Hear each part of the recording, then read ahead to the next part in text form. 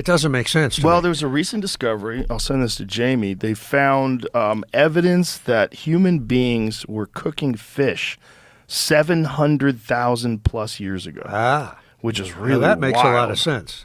Oh yeah, it's here. I'll send this to Jamie. It's really wild because and it was trout almondine. That's the amazing shit. No, it was Chilean sea bass. No, that's not really a sea bass. 780,000 years ago. That's what. That's the evidence. Yeah, it's fascinating stuff. Yeah. The other thing is how much of those ancient civilizations were about. Oh, you found it. Jamie found it.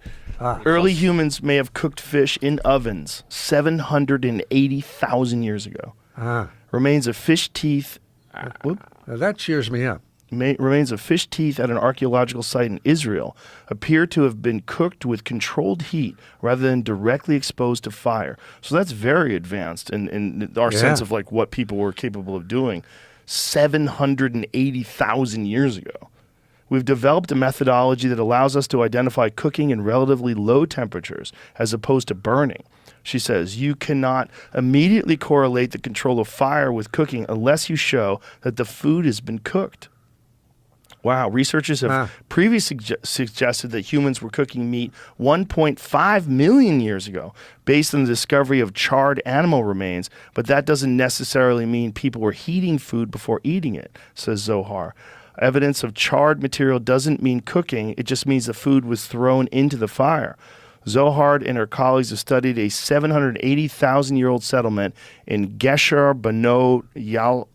How do you say that? I don't Try know. that. Akwav in Israel's northern Jordan River Valley. No human remains have been found there, but based on its age and the stone tools at the site, the inhabitants are most likely to have been Homo erectus. Wow. Amazing. Amazing stuff. Yeah. So, if you think of those early humans and like when did they become anatomically modern humans? Was it 500,000 years ago? Whatever it was, it gives us a lot of room to learn things and figure things out before natural catastrophes wipe civilization back to the Stone Age again.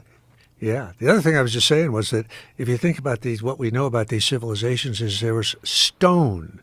Seems to have a lot to do with this shit, right? There, whether it's South America, Mesoamerica, whatever, it's stone pyramids and stone this and stone that, and stone supposedly is a vibrational material, like something that could be the equivalent of a battery that could hold. At least I've heard that. We're talking about imaginative stuff here, but who knows what they knew about? It gets very woo-woo without it evidence. It does, but it's every time something is disproved, like when they said, Homer's description of Troy in the Iliad was a bunch of bullshit, right? It couldn't have been that big, right? And then Schliemann digs up the remains of Troy, and it's exactly like Homer said, right? The gate is right here, the other gate is here. Sure. So every time we think, these previous generations couldn't have known that, and then we finally dig it up and go, they were way beyond what we thought. The discovery of Troy was very eye-opening because now you have to take into account, what about Atlantis? When he talked about Atlantis, was that real too? Was there really an advanced... We're getting out there, Joe. Yes, Why are we going to this place? I don't know. Yeah. It's great.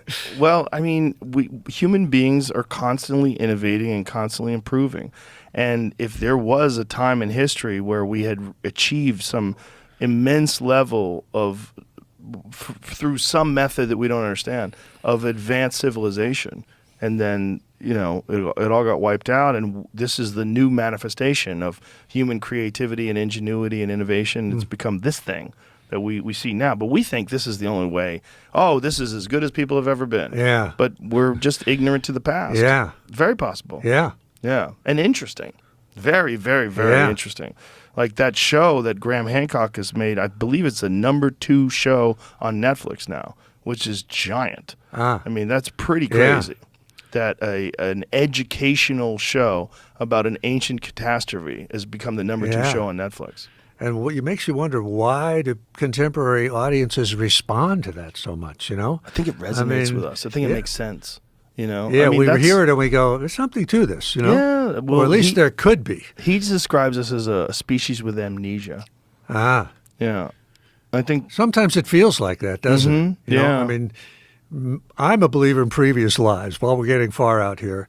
So I sort of sometimes think that amnesia is from lives that we've lived, Maybe it's that too. Maybe it's history and from lives that we live. Maybe they're all combined in some sort of a strange and unknown way. Yeah. Now, when you say you're a believer in unknown lives, like what specifically do you mean? I mean, past lives rather. I just sort of feel like, if you look at, let's say you have 3 kids in your family. Each one comes out of the womb as a fully formed personality. Wouldn't you agree with that? Yeah. It's not like you can mold them into whatever it is, right? Right. They already are something. And you also feel, and I feel this about myself, like they come into the world with their own issues, right? There's something, one of them may be angry. One of them may be very peaceful, But so where does that come from? Do we just pop out of nowhere? Yeah. I love this shit just because it's stories. I love to make up stories, right? Mm-hmm. But like in my book, The Legend of Bagger Vance, it really was about previous lives, It was about, it went back to the continent of Mu and all that sort of stuff. And as I'm writing this, and it's coming out of me, I don't even know I believe it until I see it on the page. So it does, by the time I was through writing that, I sort of felt like, I believe in this. I think there's something to it. And I also believe, for whatever this is worth, that we don't go through previous lives just as solitary individuals. I believe that we might have like a group of 4 or 5 souls that are kind of migrating with us through these lives, and have this, like a constellation of souls that have we might have a mentor that's with us, through various lives. Again, I can't prove this in any way, but I sort of have that feeling, Where does that feeling come from? When you say you have that feeling, how does that feeling manifest itself in your mind? I find myself writing it, right? And I don't know where it's coming from. And as I'm writing it, I feel like that makes sense to me. This doesn't sound like bullshit to me. This sounds like, reality. And so again, I can't base this on anything other than I'm sort of inspired with it from somewhere. You're just saying it resonates. There's It something resonates about with me. It rings true to me. What do you think the soul is? Boy, that's a great question. It certainly exists, right? There is such a thing as a soul, even though we can't weigh it, right? We can't find it. We can't put it under a microscope. But there's certainly something there other than the ego, right?